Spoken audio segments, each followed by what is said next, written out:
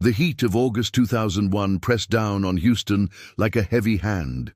In the Romano family compound, nestled in an affluent neighborhood where old money whispered through oak-lined streets, life moved according to rules written decades before. Anthony Romano, 23 years old, was the youngest of 5 children born into a family whose name carried weight in certain circles throughout Texas. Anthony wasn't like his brothers, where Marco was calculating and Vincent was ruthless. Anthony possessed a warmth that seemed out of place in the Romano world. He smiled at waitresses, remembered birthdays, and still kissed his mother's hand every Sunday dinner. Maria Romano, matriarch of the family, would stroke his dark hair and call him her gentle soul, words that made his father, Salvatore Romano, shift uncomfortably in his leather chair. On August 14th, Anthony left the family compound driving his black Cadillac. Security cameras captured him at 9:47 p.m., turning left onto Memorial Drive. He never returned. His car was found 3 days later in a shopping mall parking lot in Galveston, keys still in the ignition, windows down, a half-empty bottle of water in the cup holder. Nothing else, no blood, no signs of struggle, just absence. Maria Romano's screams echoed through the compound that night when the police delivered the news. She collapsed in the marble foyer, her silk dress pooling around her like spilled ink. Salvatore stood stone-faced, his jaw working silently as detectives asked their questions. Where had Anthony been going? Did he have enemies? Was there tension in the family? Salvatore's answers were clipped, controlled. The Romano family, he insisted, took care of their own. But Houston's underbelly already churned with rumors. In the dive bars, where wise guys drank cheap whiskey and spoke in coded language, theories multiplied like bacteria. Some said Anthony had skimmed money from family operations, that he'd gotten greedy and paid the price. Others whispered darker things, that he'd been talking to federal investigators, that he'd become a liability. The most persistent rumor, the one that spread through the smoke-filled rooms like wildfire, was that Anthony had simply run, taken cash, and disappeared into Mexico or beyond, abandoning the life that had been chosen for him. Detective James Harlow of the Houston Police Department caught the case. A 20-year veteran with gray threading through his dark hair and tired eyes that had seen too much, Harlow felt something was wrong from the beginning. The Romano family was too calm, too controlled. When he interviewed Marco Romano, Anthony's eldest brother, the man's grief seemed rehearsed, his answers too smooth. Vincent Romano refused to meet his eyes.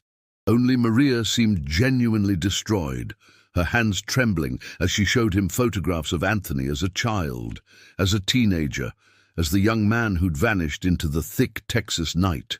Harlow pushed hard those first months. He interviewed Anthony's friends, traced his phone records, followed financial trails that led nowhere. Every door he approached in the Romano circle closed before he could knock. Witnesses developed convenient amnesia. Security footage mysteriously corrupted. The investigation slammed into walls constructed by money, influence, and fear. By December 2001, as Christmas lights glittered across Houston and the world reeled from September's horrors, the Anthony Romano case went cold. Maria Romano transformed her grief into obsession, hiring private investigators who returned with nothing but bills. She placed missing person ads in newspapers across the Southwest, offering rewards that climbed from $10,000 to $50,000 to $100,000. Her husband watched silently, his expression unreadable behind clouds of cigar smoke. The years crawled forward. 2002, 2003, 2004. Detective Harlow retired in 2007, but Anthony's file remained on his desk at home, a ghost he couldn't exorcise. Maria Romano aged decades in those years, her elegant beauty crumbling under the weight of not knowing. She walked the halls of the compound like a spectre herself, talking to photographs, setting a place at Sunday dinner for a son who would never fill it. The Romano family business continued. The legitimate operations, restaurants, construction companies, real estate holdings, thrived. The illegitimate operations, the ones conducted in whispers and sealed envelopes, adapted to changing times. Salvatore died in 2010, taking whatever secrets he held to a grave marked by an ostentatious monument. Marco assumed control of the family with Vincent as his enforcer. They rarely spoke Anthony's name, but in Houston's criminal underworld, memories lingered. Old-timers in federal lockup occasionally mentioned the Romano kid who vanished. Informants dropped hints that went nowhere. The case file gathered dust in a Houston Police Department storage facility. One cold case among thousands, a question mark in a city full of them. What nobody knew, what nobody could have predicted, was that truth has a way of surfacing. Like bodies dumped in water, secrets eventually float to the surface, bloated with time and circumstance. And in 2021, 20 years after Anthony Romano's Cadillac was found abandoned in Galveston, the truth would finally begin its terrible ascent. What really happened to Anthony Romano? Could you trust your own family if millions were at stake? Stay with us as we uncover the first shocking clue that would crack this case wide open. Detective Cristina Valdez didn't expect to inherit a ghost when she transferred to Houston PD's cold case unit in January 2020. At 34, with sharp intelligence and a reputation for seeing patterns others missed, she'd requested the transfer specifically to work cases that haunted families for decades.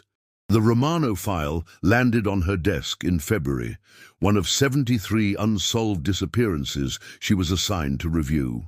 She read it 3 times that first week, making notes in the margins, creating timelines on her office whiteboard. Something bothered her about the original investigation, not incompetence, but rather the sense that Detective Harlow had been running into deliberately placed obstacles. Every promising lead had died too conveniently. Every potential witness had become unreachable too quickly. Valdez began with what she called the peripheral circle. Not the Romano family directly, but the people who orbited them. Employees at Romano-owned businesses, neighbors, service providers, people who saw things but weren't considered important enough to silence. She worked quietly, avoiding attention, conducting interviews that seemed routine and unconnected to the 20-year-old case.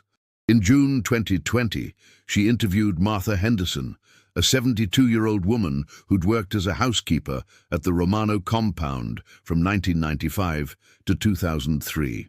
Martha had early-stage dementia, but her long-term memory remained sharp.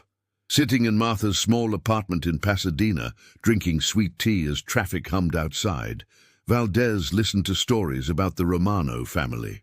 Anthony was different, Martha said, her weathered hands wrapped around her glass. He'd sit in the kitchen and talk to me while I worked, asked about my grandchildren, helped me carry laundry.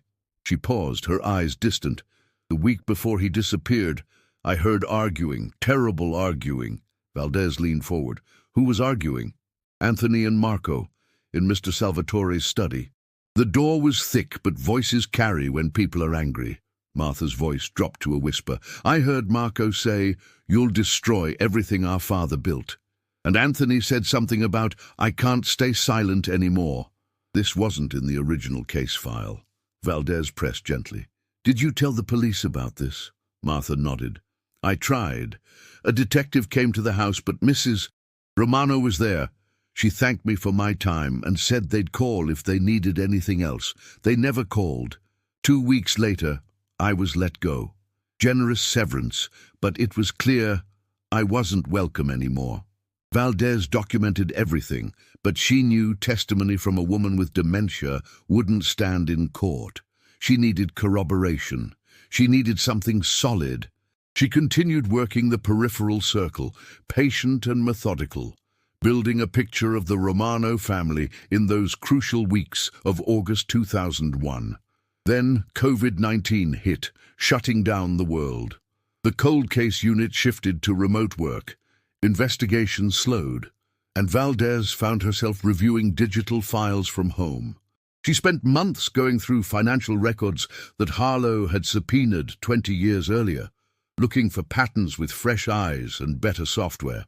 In October 2020, she found something: a series of wire transfers from a Romano family business account to a shell corporation in the Cayman Islands.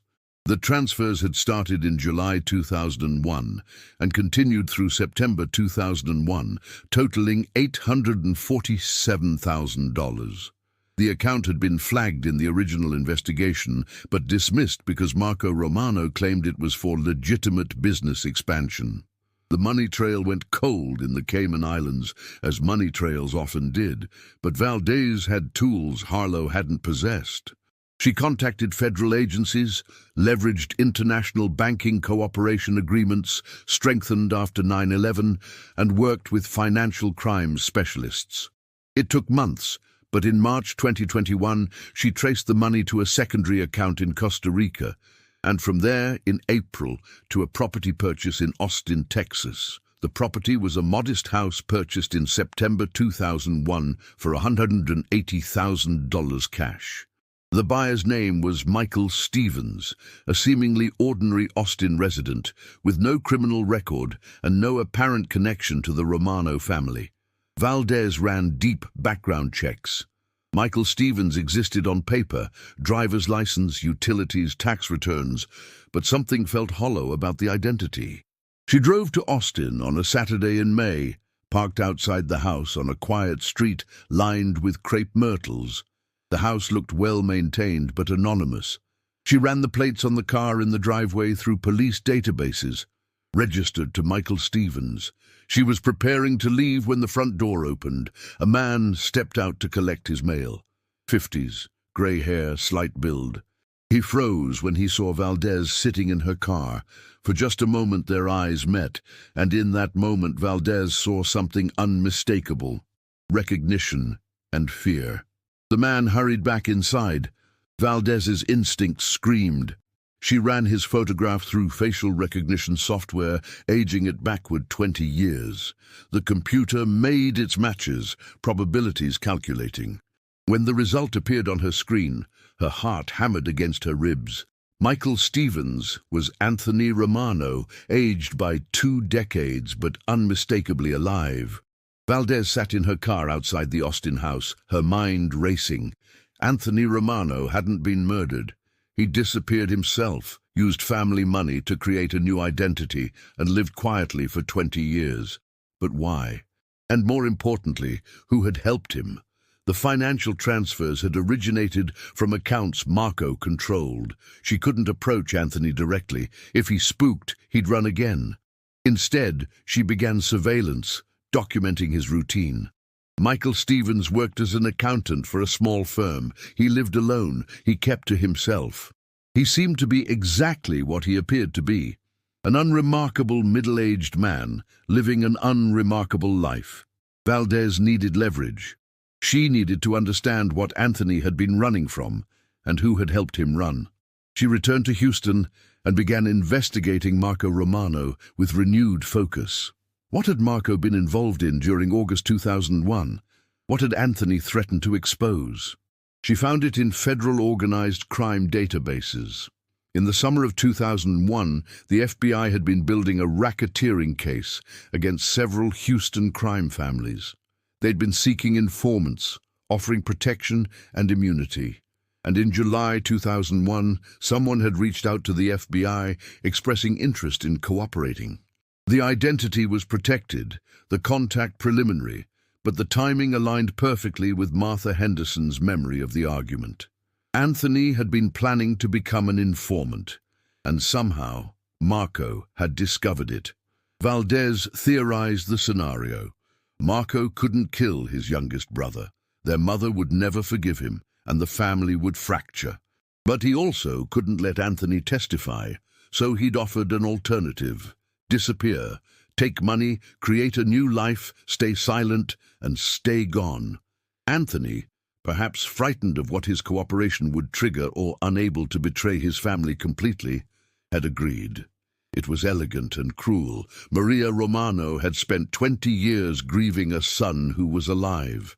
Salvatore had died believing his youngest child was gone, all to protect criminal operations that had, in the end, evolved and adapted without Anthony's testimony anyway.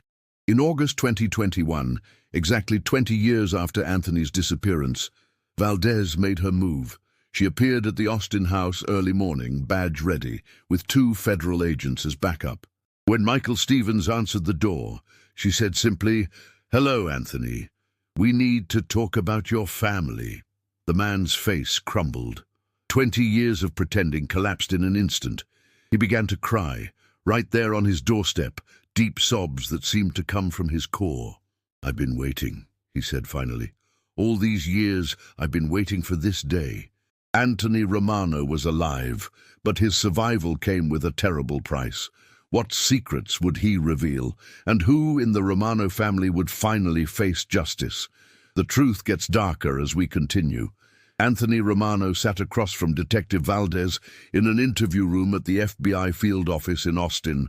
20 years of living under a false name had made him careful, cautious, but also exhausted.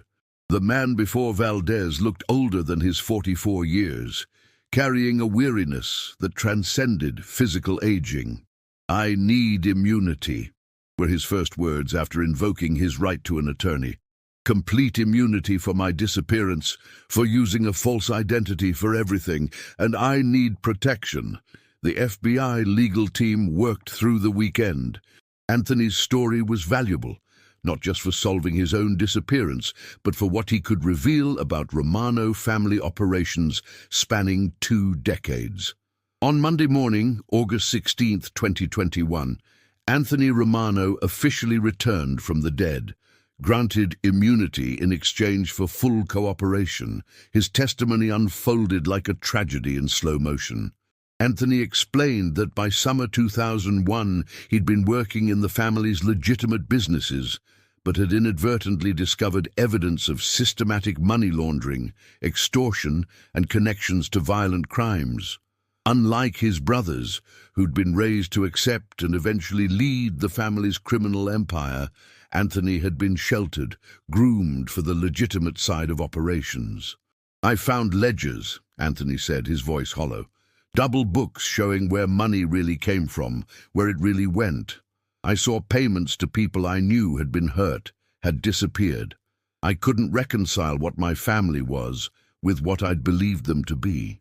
Naive and idealistic, Anthony had made a catastrophic mistake. He'd confronted Marco directly. He'd demanded the family exit the criminal operations, threatened to go to authorities if they didn't. Marco had listened patiently, then made a phone call. Within hours, Anthony was sitting in their father's study with Marco, Vincent, and Salvatore. "My father looked at me like I was already dead," Anthony remembered, his hands trembling. "Not angry, just resolved. Vincent wanted to kill me. I could see it in his eyes. He was arguing for it, saying I was weak, that I'd become a liability. But Marco had proposed the alternative. Anthony would disappear completely and permanently. He'd take money, establish a new identity far from Texas, and never contact anyone from his previous life. In return, he'd live. The family would spread rumors about his betrayal, paint him as a thief or a coward, but he'd be breathing. The alternative was a shallow grave in the Texas desert. "Marco gave me 48 hours to decide," Anthony said. "I spent those hours thinking about my mother, about how my death would destroy her. I told myself that disappearing was kinder. I was 23 years old and terrified. So I agreed. The operation had been efficient and cold. Marco arranged everything through intermediaries, the staged disappearance, the shell corporations, the new identity. Anthony drove his Cadillac to Galveston himself, left it in the parking lot as instructed, and was picked up by someone he'd never met. He spent 2 weeks in a safe house while his documents were prepared, then moved to Austin with enough money to start over. The hardest part wasn't building a new life, Anthony said, tears tracking down his face. It was knowing my mother was suffering. I'd seen news stories about her, about the reward money, about her hiring investigators. I'd sit in my apartment and want to call her, just to say I was okay. But I knew that if I did, I'd be signing my death warrant, and probably hers too. Valdez asked the question that mattered most. Who else knew you were alive? Marco, Vincent, and my father, Anthony said. No one else, not my mother, not my sisters, not anyone. Marco visited me once, in 2003, to make sure I was maintaining the agreement. He told me our father was proud I'd chosen family loyalty over betrayal. I wanted to punch him. The FBI moved quickly. They needed corroboration for Anthony's testimony, documents, witnesses, evidence that would support charges against Marco and Vincent Romano. Anthony provided access to financial records he'd secretly maintained, copies of the original ledgers he'd discovered, and names of associates who'd been part of the disappearance operation. Federal agents began building their case through September and October 2021. They traced money trails, secured testimony from lower-level Romano associates who'd been granted immunity, and documented the systematic obstruction of the original investigation.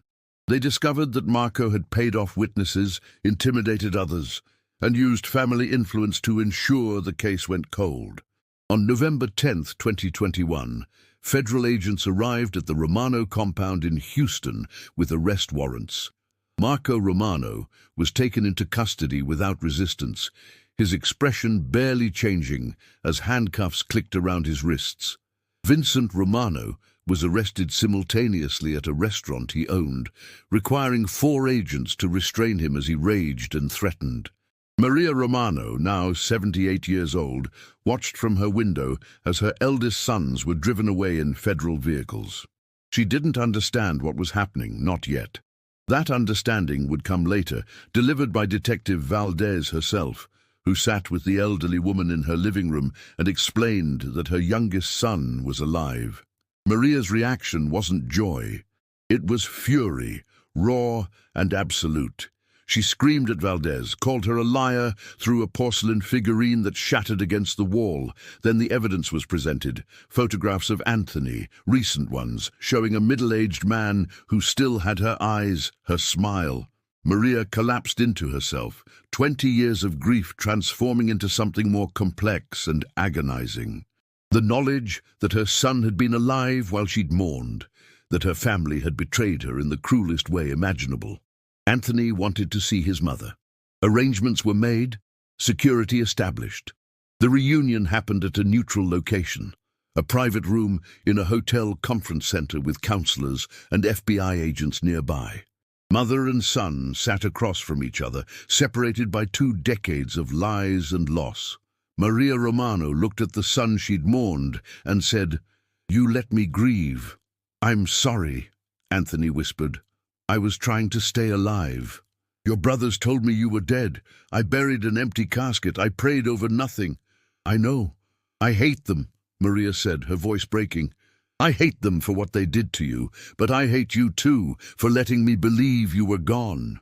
It was the most honest conversation they would ever have. Maria couldn't forgive. Not completely. The wound was too deep, the betrayal too fundamental. But in the weeks that followed, she testified against Marco and Vincent, her testimony devastating precisely because it came from the family's matriarch. She described the arguments she'd overheard, the suspicious behavior before Anthony's disappearance, the way her eldest sons had controlled information and manipulated her grief. The trial began in March 2022. Federal prosecutors presented overwhelming evidence, financial records, witness testimony, and Anthony's first-hand account. Marco Romano's defense attempted to paint Anthony as unstable, a man who'd abandoned his family and now sought revenge. But the evidence was too substantial, too carefully documented. Vincent Romano was convicted of conspiracy, obstruction of justice, and racketeering. He received 30 years. Marco Romano, as the architect of the disappearance and the leader of the family's criminal operations, received 45 years. At 64 years old, Marco would likely die in prison. During sentencing, Marco Romano looked directly at Anthony in the courtroom gallery. His expression held no remorse, only cold calculation. He mouthed 3 words: "You betrayed us." Anthony didn't respond, because he understood something his brother never would, that loyalty extracted through fear and maintained through deception isn't loyalty at all. It's just another form of imprisonment. Justice was served, but could the Romano family ever heal from wounds this deep? In our final chapter, we explore the aftermath and the shocking revelation that would emerge years later. The Romano compound fell silent after the convictions. Maria Romano continued living there, but the house that had once buzzed with family gatherings and Sunday dinners became a mausoleum of memories. She refused interviews, declined the book deals and documentary proposals that flooded in. Her 2 daughters, who'd been peripheral to the family business, visited regularly, but the conversations were strained, careful, haunted by what they'd all lost. Anthony Romano, he'd legally reclaimed his birth name in 2022, tried to rebuild some relationship with his mother, but the foundation was fractured beyond repair. They met monthly for lunch at restaurants neither had history with, making awkward conversation about weather and current events, while the past hung between them like smoke. Maria was polite, even warm at times, but something essential had broken.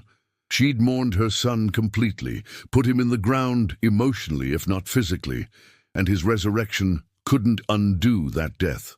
"She looks at me like I'm a ghost," Anthony told his therapist in one of his twice-weekly sessions, "and I suppose I am." Detective Valdez received commendations for her work on the case. The solution of such a high-profile cold case 20 years after the fact was remarkable, and her career trajectory shifted upward. But she found herself thinking about the human cost, not just Anthony's lost decades, but Maria's grief, the daughters who'd lost brothers, the fracturing of an entire family. Justice had been served, but justice couldn't undo pain. The story might have ended there, filed away as another tale of crime and consequence, except for what emerged in December 2024. Vincent Romano, serving his sentence at a federal correctional institution in Louisiana, was diagnosed with pancreatic cancer. Given months to live, he requested a meeting with federal prosecutors. He had information, he claimed, that would interest them greatly, information about the Romano case, about truths still buried. Detective Valdez received the call on a cold Tuesday morning. Vincent wanted to speak with her specifically, would only speak with her. She flew to Louisiana with a federal attorney, uncertain what to expect. Vincent Romano had been defiant through his trial, unrepentant, hostile. What could he possibly want to reveal now? They met in a private room at the prison medical facility. Vincent looked diminished, yellowed by illness, his once powerful frame withered. But his eyes retained their intensity, burning with something Valdez couldn't quite identify. Not anger, something else. "I'm dying," Vincent said without preamble. "Doctors give me 4 months, maybe less. I don't fear hell because I've earned my place there. But I won't die carrying Marco's lies." Valdez leaned forward. "What lies?" Vincent laughed, a dry, rattling sound. "You think you solved the case. You think you know what happened. You don't know anything." Over the next 2 hours, Vincent Romano told a story that transformed everything Valdez thought she'd understood. Yes, Anthony had discovered evidence of criminal operations. Yes, he'd confronted Marco. Yes, he'd been threatened. All of that was true. But Anthony hadn't agreed to disappear to save his own life. He'd agreed because Marco had made a different threat entirely. If Anthony went to authorities, Maria Romano would be implicated in the family's criminal activities. Marco had meticulously documented their mother's knowledge of and occasional involvement in money laundering through the family's restaurants. It was minimal, probably unintentional, but enough to result in federal charges. Enough to send an elderly woman to prison. "Marco told Anthony that our mother would die in a cell," Vincent said, his voice thick with something that might have been regret. that her health wouldn't survive incarceration, that prosecution would kill her. Anthony was 23, naive enough to believe that his sacrifice could save her. Valdez felt the case reshaping in her mind. Marco used his mother as leverage against his brother. Marco used everyone as leverage, Vincent said. That was his gift. I wanted to kill Anthony because I'm simple, direct. Marco understood that dead bodies create problems. Missing people create questions, but no evidence. So he offered Anthony a choice: disappear and save our mother, or go to authorities and destroy her. Why are you telling me this now? Vincent's expression shifted, becoming something almost human. Because Anthony should know the truth. He spent 20 years thinking he was a coward for running. He should know he was protecting our mother, and Marco should know that I'm burning his legacy before I go. The information was verified through additional evidence Vincent provided. Documents he'd kept as insurance against his older brother, recordings of conversations, detailed accounts of operations. Federal prosecutors reviewed everything, and in February 2025, additional charges were filed against Marco Romano, adding years to his already substantial sentence.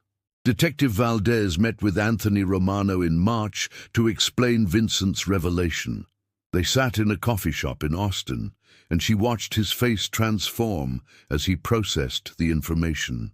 The guilt and shame he'd carried for 2 decades, the belief that he'd been weak, that he'd chosen survival over principle, began to crack and fall away. I was protecting her, Anthony said, his voice breaking. All this time, I was protecting her. Yes, Valdez confirmed. Vincent wanted you to know that. He's dying, and whatever else he is, he wanted you to know that. Anthony Romano wept openly in that coffee shop, great heaving sobs that drew concerned looks from other patrons. But these weren't tears of grief. They were tears of release, of a burden finally lifted. He'd carried the weight of cowardice for 24 years, and now that weight was transformed into something else entirely: the price of love. Maria Romano was informed of Vincent's revelation. Her response was complex, filtered through age and accumulated grief. She didn't visit Vincent in prison. Her health wouldn't permit it, and perhaps her heart wouldn't either. But she sent a message through her attorney. I forgive him.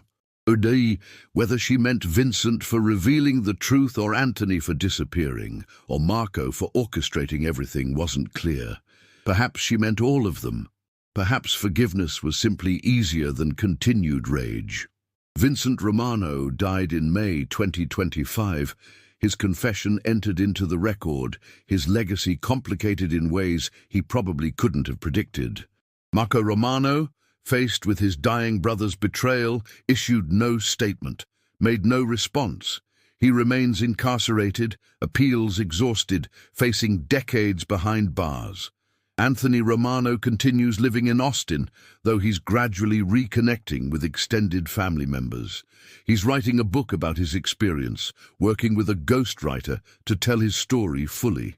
The relationship with his mother remains fragile but present. They speak by phone weekly now, conversations lasting longer, touching on deeper subjects. Maria told him recently, I understand why you left. I don't forgive it, but I understand it. It wasn't absolution, but perhaps it was enough. Detective Cristina Valdez returned to the cold case unit, her reputation enhanced, but her perspective altered. She'd solved the case, brought justice to the Romano family, but the resolution hadn't healed anyone. Justice had been served, but trauma remained. Truth had emerged, but pain persisted. In October 2025, on the 24th anniversary of Anthony Romano's disappearance, Valdez drove past the Romano compound. The house still stood, but it looked different now. Not menacing or powerful, just sad. An old woman lived there, surrounded by ghosts of children who'd grown into monsters or victims or both. A family empire built on loyalty had collapsed under the weight of betrayal. Blood ties, which were supposed to be unbreakable, had proven to be chains that strangled. The Romano case closed officially in June 2025, though its reverberations continue. It's studied in criminal justice programs as an example of how organized crime uses family bonds for coercion. It's discussed in ethics courses about the impossible choices people face under duress. It's referenced in cold case seminars as proof that patience and technology can resurrect investigations everyone thought dead. But for those who lived it, Anthony, Maria, Valdez, and countless others touched by the Romano family's trajectory, it's not a case study or a cautionary tale. It's simply life, with all its impossible complexity, its cruel ironies, its occasional grace notes of redemption buried in decades of pain. Anthony Romano saved his mother by disappearing. Marco Romano destroyed his family by trying to protect it. Vincent Romano sought some form of redemption in his final months. Maria Romano survived losses that should have broken her. And Detective Valdez learned that solving a case doesn't mean fixing what was broken. Truth emerged after 24 years, but the scars remained. Justice was served, but at a cost measured in wasted decades, fractured relationships, and grief that transformed but never quite healed. The Romano case is closed, the arrests made, the convictions secured. But for those who lived through it, the case will never truly be over. They'll carry it forward into whatever years remain, a weight that lessens with time, but never fully disappears. Some truths, once revealed, change everything. Others simply confirm what hearts already suspected. That family can be both sanctuary and prison, that love can coexist with betrayal, and that the deepest wounds are often inflicted by those we trust most. The Romano compound stands quiet now, a monument to choices made and prices paid. Inside, an elderly woman sits by a window, watching the Houston streets and remembering sons, one she mourned unnecessarily, two she can no longer recognize, and a family that existed more in memory than reality, built on foundations that couldn't bear the weight of truth. Justice came for the Romano family, but justice, as it turned out, was the easy part. Living with the aftermath proved far more difficult than anyone could have imagined. Thank you for staying with us through this emotional journey into the Romano family's darkest secrets.